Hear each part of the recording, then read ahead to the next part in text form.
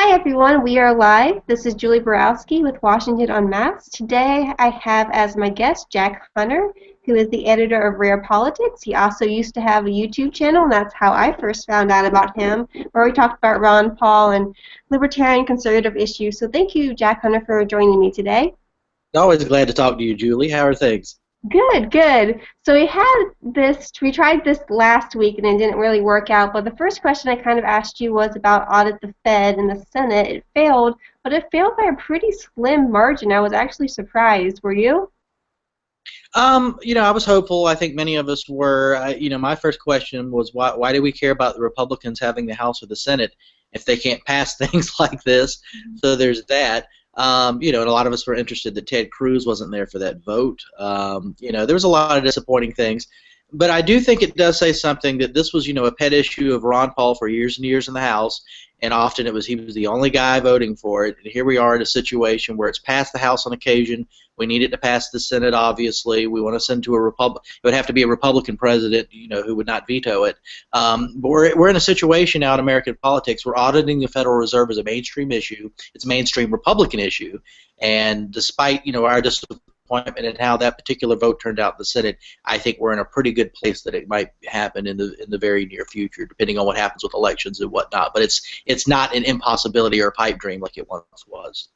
Yeah, that was actually really good. So I kind of want to talk about the 2016 election. I read an article from you that basically said this election is the worst, the stupidest, or something like that, history in your lifetime. Could you expand on that a little bit? Well, the reason most of us are here, and the reason I even know you, Julie, and probably many of the people watching know who you are or part of the movement we're part of, is we care about ideas, more particularly libertarian or liberty ideas. We just talked about auditing the Federal Reserve because we know what central banks do and the havoc they wreak. We care about things like a more non-interventionist foreign policy. We care about things like smaller government and our privacy rights and upholding the Constitution. None of that has anything to do with the 2016 election. This is the most idealist, if that's even a word, I think I just made that up, election that I have ever seen. Aside from the issue of immigration, which Donald Trump is absolutely horrible on, it is completely the cult of identity politics and the cult of personality. So many conservatives and Republicans said, oh, Barack Obama gives a good speech and people flock to him because it's the cult of personality. What is Donald Trump? How is that any different? This is the dumbest election of my lifetime in the sense that the current Republican frontrunner, you could say to conservatives, hey, this guy's a crony capitalist. Hey, he supports eminent domain. Hey, he used to support partial birth abortion. I mean, you could go through a litany of things that you think would make somebody toxic to conservatives, and it doesn't matter. Why?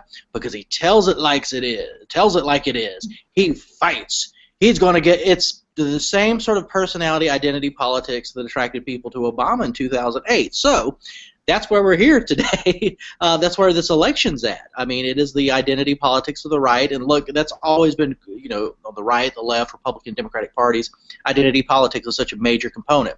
But this election is not about ideas other than we don't like the establishment and possibly immigration. But beyond that, they really don't care how bad Donald Trump is. They just like him because he fights, and they like Barack Obama because he seems smart. That's where we're at, and yeah, that's pretty dumb, I think.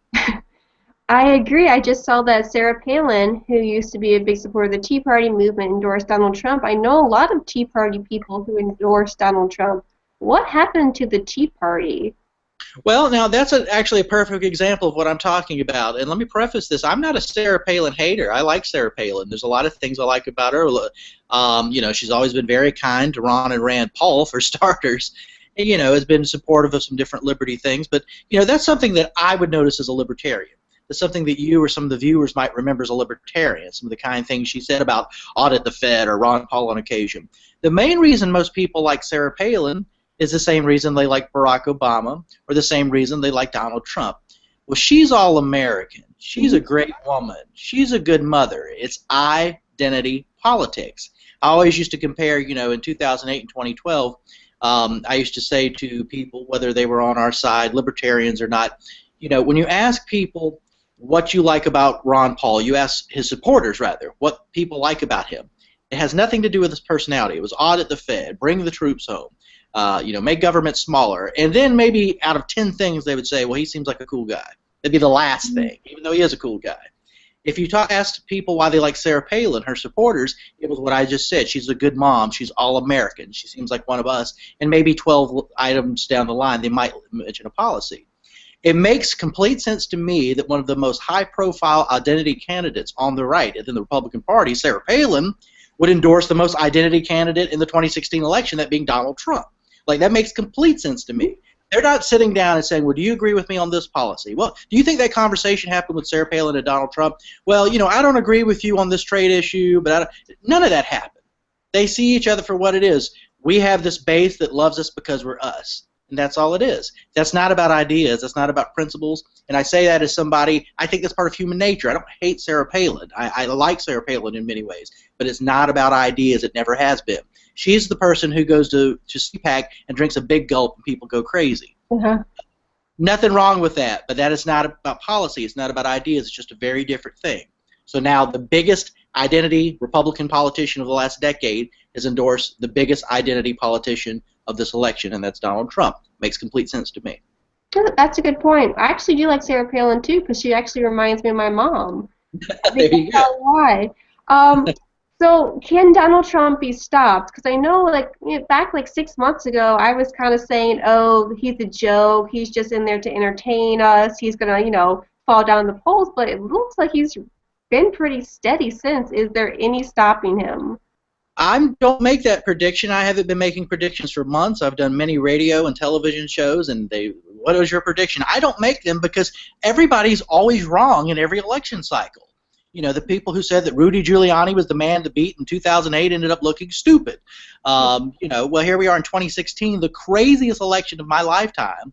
And when Trump started to rise in June, I think I made a flippant comment, something like, all right, if you support Donald Trump, you can never make fun of me for watching professional wrestling again. And I do stand by that statement. But as far as where we're at here now in January, it's the beginning of 2016, I don't know what could possibly stop Trump. The only thing that I could possibly see on the horizon, if you're asking that question, is part of his appeal as an identity politician. Well, I'm a Republican. Trump's one of us. Part of that is that he's a winner. That's all he talks about. I'm rich. I know how to make a deal. I can win. If he starts losing, if he doesn't come in first in Iowa, which he might not, I think Ted Cruz has a very good chance of doing that. If he doesn't do so well in New Hampshire, if sort of that glimmer has left the idea that he's the ultimate winner, if that goes away, that's the only thing I could possibly see undermining him. Because if his supporters say, well, this was the guy who promised he'd win and kick butt, and he's not winning and he's not kicking butt, maybe that might hurt him. But maybe that doesn't even hurt him. I do not know.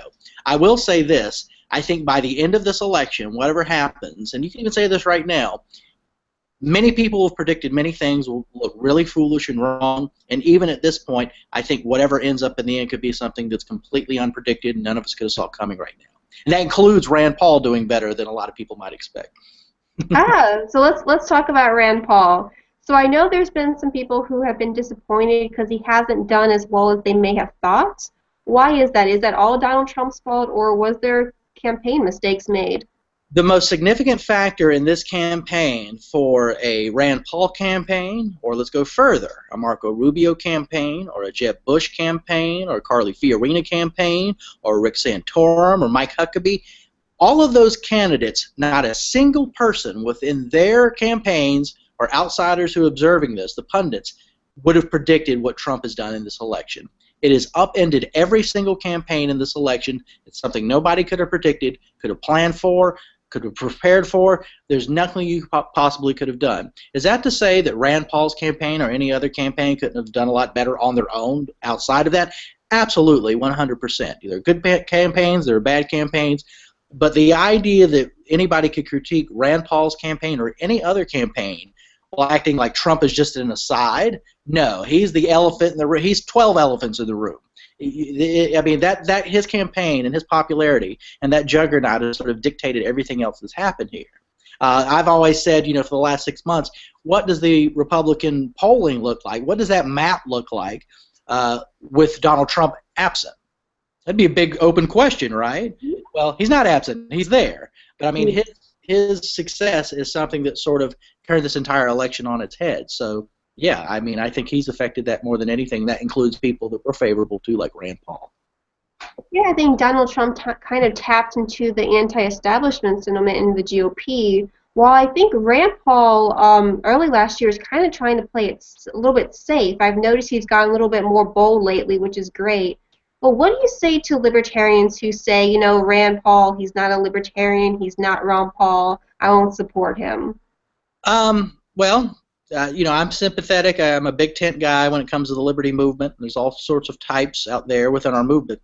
I will say this, there's a difference between wanting to implement policies that we agree with and that might change the country in some sort of substantive and enduring way, and being the biggest libertarian on Facebook. Those are two very different things. And I'm not saying one is right, one is wrong. I'm just saying, you know, I kept talking about identity politics. Well, libertarians do that too. We are about ideas. The reason we're here is for ideas. But how many people do you know, Julie, for who it's more important to them not that somebody gets in the White House or their congressional district seat or their Senate seat in their state, who might pass Audit the Fed or stop the next war or, you know, get rid of the Department of Education. That's not as important to them as their friends on Facebook thinking they're the most libertarian person in their news feed. Yeah. Now, once again, I'm not trying to be critical, but those are two different things. Most of the critics I see of Senator Paul fall into that category, that they're just trying to be the biggest libertarian out there, and there's something to be said for that. That's what we had in 2008 and 2012 with his dad. That's what the campaign was about. You know, it was us against the world. We were all on the same side, and that's what it was. I've always been a big advocate of, you know, well, what's the next step? Is there a step after that, and then a step after that? I think Rand Paul, however perfectly or imperfectly, has tried to take it to that next level and say to people who might have liked an idea or two of Ron Paul's in 2008 or 2012, but were still sort of put off by him, to say, you know what, these ideas aren't as scary as you think. They're actually pretty mainstream. Let me try a different way of attracting you. I think it was important for somebody to try to do that. And to this day, I think there are a lot of people out there who say, well, and I'm talking about regular Republican voters. Obviously, we all love Ron Paul, and we understand the parameters and the truth of this. But there are a lot of regular Republican voters who say, well, I like this or that about Ron Paul, but he's weird or too scary or too extreme. But there are a lot of those same people who say, but I could see myself voting for Rand Paul. That's a little different. I mean, that's a dynamic that he's worked hard to sort of show himself for who he is. You know, they're different, father and son there. But I think that was necessary. And once again, that doesn't amount to a hill of beans at this particular moment because Donald Trump's sort of ruling the roost. But I think it was important for somebody to go there and try to do that. And I think he's been very successful in a number of ways with that. Yeah, this is my cat Sprite. Sometimes she comes up on the top. So another question is, I've noticed that a lot of libertarians, well, I guess some libertarians, have moved on to Ted Cruz. What are your overall opinions of Ted Cruz? Well, you know, my first choice, obviously, in this race is Rand Paul. But if you ask me if I had a second, and I only have one second, and that would be Ted Cruz, and it's a very distant second. And let me explain what I mean by that. I'm here for the ideas. If Rand Paul and Ron Paul and Justin Amash and Thomas Massie were the worst human beings on earth, and, you know, beat me up every day after school and took my lunch money, were just awful, awful people, I would still support them because of the political ideas they represent and what they promote. That's why I'm here. Julie, you're a good friend and a great person, but we know each other because of the ideas we share first and foremost, and we become friends later. That's why we're here. Ted Cruz represents some of those key ideas. Foreign policy is a big deal to me. And when he can stand on a Republican debate stage and say, no, Marco Rubio, you neoconservative idiot, it was dumb to go into Libya, it was dumb to go into Syria, and your foreign policy is exactly like Hillary Clinton's and Barack Obama's, I see value in that. I think that's important. I support that. I support that when Donald Trump says the Iraq war was a bad idea. The problem I have with Ted Cruz, and the reason, though, even he's a second behind Rand Paul for me, a very distant second, I think part of the libertarian package is that the conservative movement needs fixing. The Republican Party needs to be better. We need to reach out to people. We need more young people. We need more minorities. We need to stop demonizing people. Ted Cruz doesn't stand for any of that. At the end of the day, Ted Cruz, whatever talk radio said today, he's going to double down on that, and that's his campaign strategy. In fact, many of his advisors say we're just going to shore up the base. And they don't even talk about outreach. They think outreach is a waste of time for the most part. It's just about doubling down on that base. That's not good enough. And from a libertarian perspective, and what we believe, we're about reaching out. We're not just the crusty old white guy party anymore. That's not what we want to be. And I think Rand Paul goes out of his way to try to do outreach. It's part of that libertarian package that attracts most of us watching this right now. And Ted Cruz is pretty much devoid of that. So despite being good on some liberty issues, that's a major component. He just doesn't have it and shows no interest in it, and that bothers me. And things like criminal justice reform, which he'll be good one week and then now he's actually pretty bad on that. Things like that bother me. But I'm not acting like he has no value and that libertarians, shouldn't like certain aspects of him. I think that's unfair. But Rand Paul's way up here and Ted Cruz is way down here. If you're looking at their, if you see my hands, they're libertarian, comparing them from a libertarian perspective. I agree. Ted Cruz scares me on foreign policy, but I agree with him on a lot of domestic issues. It was disappointing to see him miss the Audit the Fed vote. I was wondering if you could talk about kind of how you came to your political views. Did you always have your political views, or was it more a gradual thing? Well, when I was 17 years old, and I'm going to date myself a little bit here, is when Rush Limbaugh was sort of a big deal. I know he seems like he's been around forever, and I guess he has, but there was a time in the 90s when that was a brand new show. And my mom, who votes Republican but isn't all that political, would listen to it during the summer between my junior and senior years of high school because she wanted to check out who this guy was on the radio that everybody was talking about. And I was really drawn to that. I was about 17 years old. I started to think of myself as a conservative. To sort of speed up the bio here a little bit, a few years later, 1996, Pat Buchanan's running. I'd really gotten into sort of the conservative intellectual movement. Your Russell Kirk's, Murray Rothbard was a part of that. Richard Weaver, a lot of people associated with Old National Review. And I began to see foreign policy as a primary issue for me. And I was an anti-war conservative. That's how I describe myself. So in 1996, Pat Buchanan was my guy because he was the anti-war conservative in that race. He won the New Hampshire primary. So when I was a teenager, in many ways, he was sort of my Ron Paul. That sort of got me excited and enthusiastic.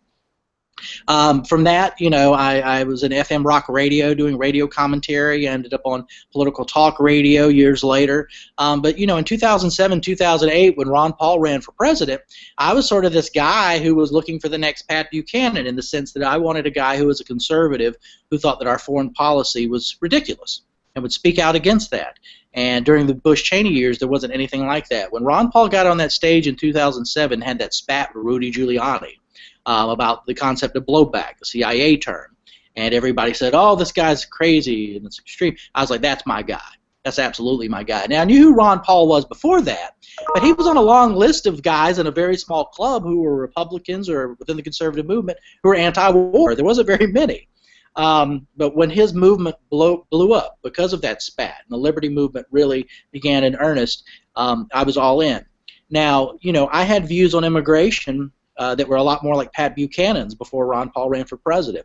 I had many views as it relates to race relations and welfare and affirmative action, all these things that were far more in line with sort of where a Pat Buchanan would be on that. And I say that I still have a lot of respect and admiration for Pat Buchanan, but I began to become more libertarian on those issues by being part of Ron Paul's campaigns in 2008 and 2012 and working with Senator Paul later and being around young libertarians like yourself who sort of opened my eyes that it's not us versus them. It's not real Americans versus those immigrants trying to break in, as we hear Donald Trump now say. It's not about the white working class versus poor African Americans in the urban cities who might be getting an advantage because of affirmative action and welfare. Not that I think the state should necessarily do those things, but I began to see people as individuals. You didn't look at race or ethnicity or religion first. You looked at individuals. That's something Ron Paul taught me. That's something the young libertarians like yourself and many others taught me. So I still retain sort of that anti-war conservative, and I call myself a libertarian conservative, that perspective. And that's still what really propels me today in many ways. But you combine that with more tolerance that libertarians taught me, and a zeal for smaller government in a real way, not the Paul Ryan way, the Ron and Rand Paul way, the real deal. You combine all those things, and that's where I've sort of arrived where I am in my politics now and what I'm doing. Maybe that was a little bit long-winded, but I hope that makes sense. No, that made sense. So I read an article from you talking about political correctness, and I know that's something that Donald Trump rails against, political correctness, but do you believe that our culture is still very politically correct, and can you see that harming our culture? I think the backlash against political correctness is harming our culture right now, and Donald Trump's a good example. Let me explain what I mean by that. I think the left is absolutely ridiculous in how far they go with political correctness. 100%. Some of the social justice warrior stuff, and look, I support the concept of Black Lives Matter. You know, I think police brutality is a big problem. But that's not to say that the left is not completely ridiculous in how politically correct they get, where everybody's a racist, and everybody's a sexist, and every man's somehow a rapist, and all, you know, all these different things that people argue about. I think things have gone so far in a ridiculous direction on the left that now the right's going in the opposite ridiculous direction.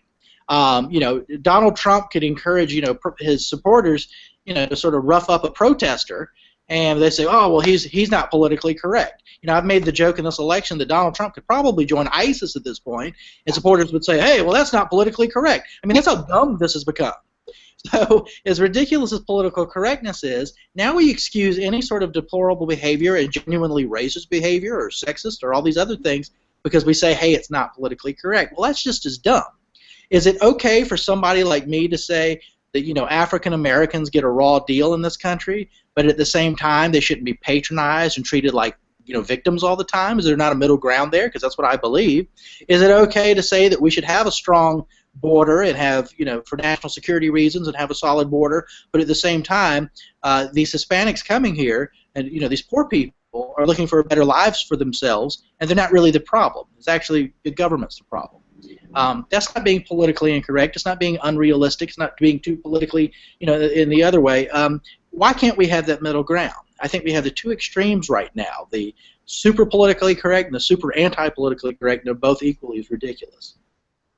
So you mentioned Black Lives Matter, and that's something that I'm really torn on, I guess because I grew up in a very law and order conservative family. I was kind of taught to respect police officers, and then I kind of see the Black Lives Matter, and some of them have good points, but I see they shut down a bridge today or something like that in San Diego. Can you talk about like the Black Lives Matter things? Like, how would you explain that to somebody like me? Well, you separate the concepts from the movement. So I'm pro-life. I happen to know that you're pro-life.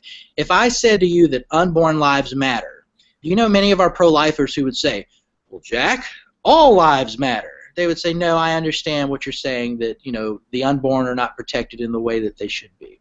When I hear the phrase Black Lives Matter, they're not saying that white lives don't matter and Hispanic lives don't matter.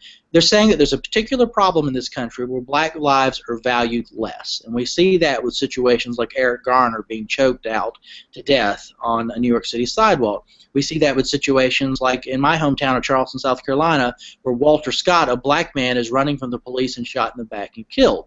And it was a situation that would have been swept under the rug if another young man had not videotaped the whole thing. And, you know, incident after incident, Freddie Gray in Baltimore, there is an epidemic in this country of police brutality and a broken justice system that does not see black lives as being equal in many respects. It's real. Now, you just mentioned that some of the Black Lives Matter protesters, you know, will block a bridge or maybe show up and troll Hillary Clinton and do all these other things. Well, as foolish as they might act and as dumb as they might act, I'm not defending them.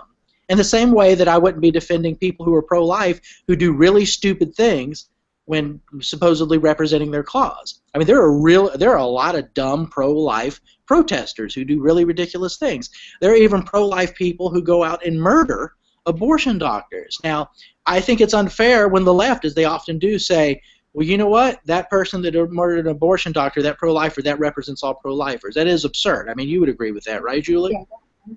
Well, look at the Black Lives, you know, if a Black Lives Matter representative of that group does something stupid, it doesn't mean that Eric Garner deserved what he got. It doesn't mean that many of the people who are angry in Ferguson and Baltimore and all these other places, in Charleston where I'm from, don't have a point. And I would just ask people to separate the concept. You know, I would ask conservatives and libertarians to understand the government, whether the federal government or your local municipality or the local police, is inherently corrupt. You know, you could be the best person in the world, and if you work for the state, you're going to find yourself in a corrupt situation. So the best cops in the world, and there are many of them, I think that's the majority of them. I have friends who are police, and I've heard some of this from them actually, are stuck in a situation where it's just the nature of the system that, you know, a lot of citizens, particularly minorities often, get the short end of the stick, and they're sort of stuck in the system and they're voiceless. I think it's a problem. And Black Lives Matter, you know, those three words does say a lot. If people, the more people just listen and sort of ignore the shenanigans of some of the people who speak in that movement's name. Yeah, I guess I just have questions on what is the solution. Some people have said like police body cameras, but I don't know if that really fixes anything. Do you have any idea? I think that's helpful. I think that, I mean, transparency is what it all comes down to. I think part of it is recognizing that there's a problem. You know, people, you know, when we saw the situations in Ferguson and Baltimore and all these other things, Freddie Gray, I wrote a good bit about that. People are like, why are you writing so much about this? Because I wanted to try to reach the people who didn't think these were problems. I mean, there are a lot of conservatives who are like, oh, there's nothing wrong in Baltimore with the black population and its relationship with its local government. These are just thugs acting up. How dare they? That's not what's going on at all. Are there, you know, people looting and acting ridiculous? Yeah. And there are also, you know, young black men who have to be told by their parents for generations, well, you know, you're young and you're black and you need to behave in this certain way because you're going to be looked at differently. That's real. So, I mean, I think raising awareness is key. And, you know, I would say that about, you know, different groups, you know, across the board. I think it's true that, you know, our government, the Department of Homeland Security, did target Tea Partiers at one time. They definitely did that. Does the left want to hear that? No, they don't want to hear that, but that definitely happened. I do think the Obama administration, through the arm of the IRS, targeted conservative groups and Tea Party. Does the left want to hear that it happened? No, they won't, but we should keep telling them that it happened. Government is the problem. I don't care if it's the local police department, the local government, the federal government. They're all corrupt, and that's not to say that everybody that's involved with them is corrupt, but the system is corrupt. It's the nature of bureaucracy. It's the nature of the state. I think we should be able to say that consistently in ways that affects all Americans, not just white guys or conservatives or what have you, or libertarians. I'm curious, what do you think of the whole Hammond situation in Oregon? It was picking up, Julie. Can you repeat that? I'm sorry. Oh, what do you think of the whole Hammond family situation happening in Oregon right now? My understanding of that, and you know, there are others that probably understand it more comprehensively better than I do, that the real beef is the sort of the problem with mandatory minimums. I think Robbie Suave at Reason had a wonderful piece about this and sort of really put it into perspective for me. You know, they're holed up in a federal building that's empty. Obama, to his credit, didn't do the idiotic things that the Clinton administration did in Waco, where they basically murdered a bunch of kids and burned them to death. You know, Janet Reno and what Clinton did down there for no good reason. So you have the standoff. It doesn't need to end violently. But you have people who are angry who don't want to go to jail for years and years for basically doing things they've always done on their land that the federal government has declared, you know, illegal or whatever, and they have these harsh mandatory minimum sentences that are handed down for doing things that don't deserve those lengthy sentences. I understand their anger and I'm sympathetic to that. I don't know that that's necessarily what I would have done, but at the end of the day, like I keep saying, it always comes back to heavy-handed big government. Isn't that really what, I mean, this standoff wouldn't be happening if some stupid law somewhere and some, you know, judge whose hands were probably tied had to hand down a ridiculous sentence, and these people don't want to go to jail. I don't blame them. Yeah, I heard they were trying to give them 5 years because that was a mandatory minimum, and the judge didn't want to, so that was kind of the whole situation, and it kind of takes away discretion from the judge. Are there any issues that you think libertarian conservatives should focus more on? I think issues as it relates to race relations are key, not only because morally I think it's right, but I also think, you know, I love that Rand Paul will go into black, you know, communities and talk to them about their issues. You know, every Republican says, oh, I'm going to do minority outreach. Well, minority outreach is not you sitting on Fox News saying you're going to do minority outreach. It means reaching people where they are. That's one of the things I loved about Ron Paul. I remember in 2008, I think it was a Tavis Smiley sponsored debate, and it was a, you know, mostly black audience. I think Mike Huckabee showed up. It was Ron and one or two other people, and the loudest applause you heard all the day was when Ron Paul stood up and said we need to end the drug war and it's putting too many young black men and women in jail. People shot up and just gave him a rounding, you know, applause. We need more of that. That's just one issue. I think the drug war we're making in general, pot legalization in many states, I think that's sort of taking care of itself. We need to keep up the fight, but, I think the culture's going that way. Foreign policy is still the big one to me. All the Tea Partiers out there who say, they care about small government and less spending. Sorry, if you're going to spend as much, on another war in Iran possibly as we did in Iraq or Afghanistan, if you're going to spend as much on these wars as we don't have enough to spend on Obamacare, the math doesn't add up. You can't attack deficits and debt unless we look at that in an honest way. And from a larger standpoint, I think libertarians are going to have to decide what we want to do as a movement, the liberty movement itself. What are we trying to accomplish? One of the things that I do see happening in this election is that I think the caliber of activists that are supporting Rand Paul, we see them on our Facebook with the little stand with Rand icons and whatnot, I think those people, no matter what happens in this election, are going to have a big impact on American politics in a big way in the years to come. A lot of them are super young. A lot of them that were not even there for 2008 or 2012 with Ron Paul. They were so young. I see this every day. And that's exciting in the sense that there's still people coming into the movement, that we have the big movement we've always had. But I think the maturity that I wanted to see happen within the liberty movement for a long time is coming slowly but surely, a lot slower than I'd like to see it, but I think we're seeing that with a lot of those activists, and that's who really inspires me every day and gets me excited, because they won't take no for an answer, and they're out there kicking butt and taking names, and I think it's great. I really love it. Yeah, do you think there's some people, the kind of the conspiracy theory people, who kind of moved on at this point from the liberty movement? So I used to raise hell at those people, and people got irritated, but I did it for a reason. I only do that. I don't do that because I want to be the coolest guy on Facebook or get the most attention. I don't care about that. I'll go do something else. I do that because I think libertarianism represents a legitimate body of ideas about man's relationship with the state and the size and scope of government, what's proper and what's good governance. Conspiracy theorists think that that's not true at all, that the Illuminati is controlling the world on the high and that it's all control. I'm like, well, what the hell are we talking about here? Is that why we're really here? Is that the Bilderberg group controls the world, and why do we care about small government? Because they're going to determine it all. I was making the point, and I tried to make it not personal sometimes, but it just goes into that sometimes, that libertarianism is a legitimate body of ideas that should be taken seriously.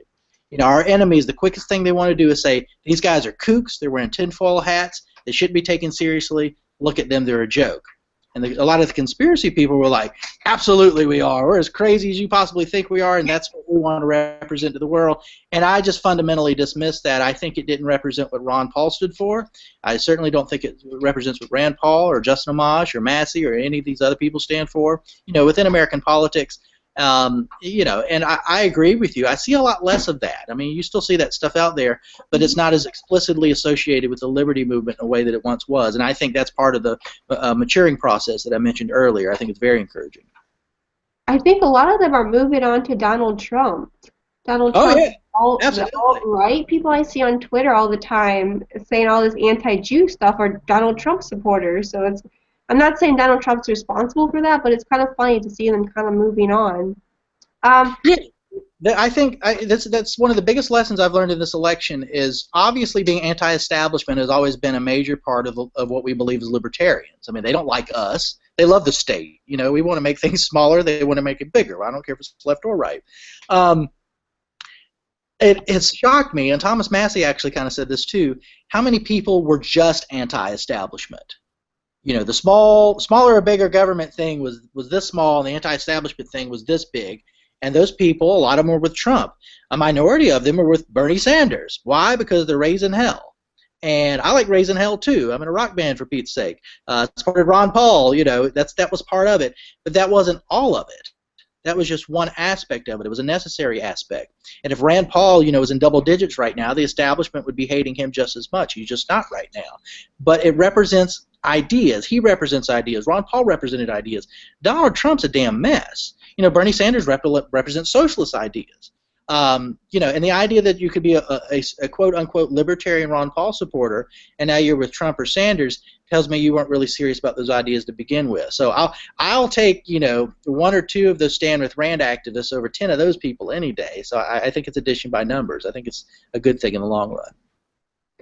So I have some questions here from the Liberty.me chat. Lucy asked if you've gotten any flack from your more conservative fans over the years for turning more libertarian. Sure. You know, especially some of my views on immigration in particular. I mean, when I supported Ron Paul in 2008, I had two litmus tests. Somebody who thought the Iraq War was a horrible idea, would never do anything like that again, and somebody who would clamp down on illegal immigration. That was my two top issues. Well, now I still think we have an immigration problem, but to me, the immigrants aren't the enemy. You know, I don't talk about them in negative ways like I once would have. And a lot of conservatives who like that aspect of me when I began to change on that issue, oh, you're a sellout, you're a wimp, you're going soft. And I didn't look at it that way. I was just becoming more libertarian and valuing the individual over the group. Yeah, they would sort of give me grief. As far as the foreign policy views and stuff like that, they know where I'm coming from. I never try to hide that. I always try to make the argument that, you know, we need the strong national security, the biggest and best military in the world. Nobody messes with us. But what that looks like from an actual conservative perspective is very different from what George W. Bush and Dick Cheney thought that was. Certainly Obama and the people like Marco Rubio and the neoconservatives and others today. But, you know, conservatives are used to hearing me say that, and I'm going to continue to say that, no matter what happens in 2016, 2020, or beyond. Yeah, I saw you getting a lot of hate on your Facebook page when you came out against the Confederate flag. Right. Can I talk about that a little bit? Absolutely. So, you know, I'm born and raised in Charleston, South Carolina, sort of coming out of the libertarian movement. A lot of people, you know, debate about secession, the constitutionality of this, that, and the other, and, you know, I certainly had those views, and this is what it comes down to for me. And I say this as somebody who grew up in the South and didn't see the Confederate flag as probably as controversial as the rest of the country did. You know, I did live in Boston from 93 to 96, and, you know, the Confederate flag is a lot more toxic in Boston, Massachusetts than it is in Charleston, South Carolina.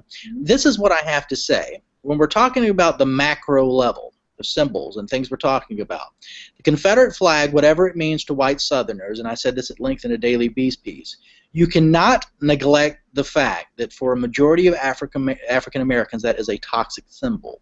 It is what they saw when the Ku Klux Klan might have terrorized their grandfather. It is what they saw during the civil rights protests of the 1960s. They were everywhere. You know, my mom, her senior year in high school was when they integrated her high schools. And, you know, when I was a kid, she would always talk about how ugly people acted back then. It was so ugly, and she was talking about that time. Well, for good or ill, fair or unfair, the Confederate flag accompanied many of those scenes, and they are burned. They are etched into the black consciousness here in the United States.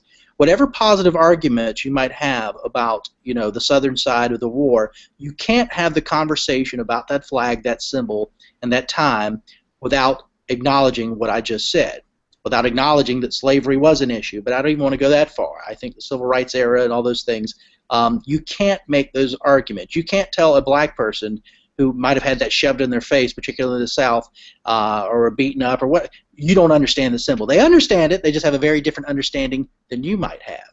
So yeah, when I came out and said what I said, for all the reasons I just explained, a lot of people were upset about that as well. But, you know, all I can do is be myself and be honest, and I will continue doing that. You're not always going to make everybody happy.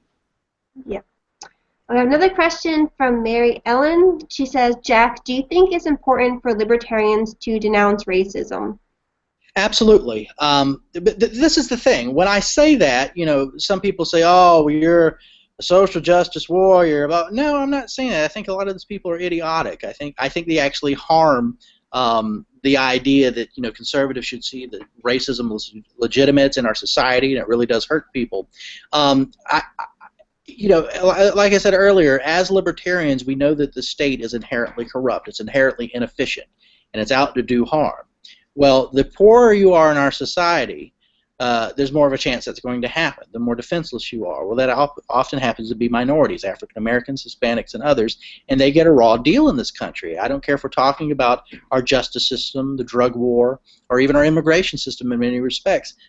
They get a raw deal. Does that mean that everything that comes out of Jesse Jackson's mouth or Al Sharpton's mouth is correct? No. In fact, 90% of what comes out of their mouths is pretty ridiculous. But it doesn't change the fact that it still exists. You don't have to listen to the most extreme anti-abortion people out there that understand that what we've done to unborn children in this country is a tragedy. You don't have to listen to the most extreme voices out there when it comes to racial issues to understand that racism is still a problem. And yes, I think libertarians should pay attention to it. All right. Well, I think that's all the questions we have right now. There's no more coming in. So thank you so much, Jack, for joining me. And I hope everyone checks out Rare. It's a great website. I know I shared a lot on my Facebook page because you guys have a lot of interesting articles on libertarian issues. And please check out all the Liberty.me live streams. There's a lot of cool stuff going on. So thank you again, Jack, for joining me. Always good to talk to you, Julie. I enjoyed it a lot. I appreciate it.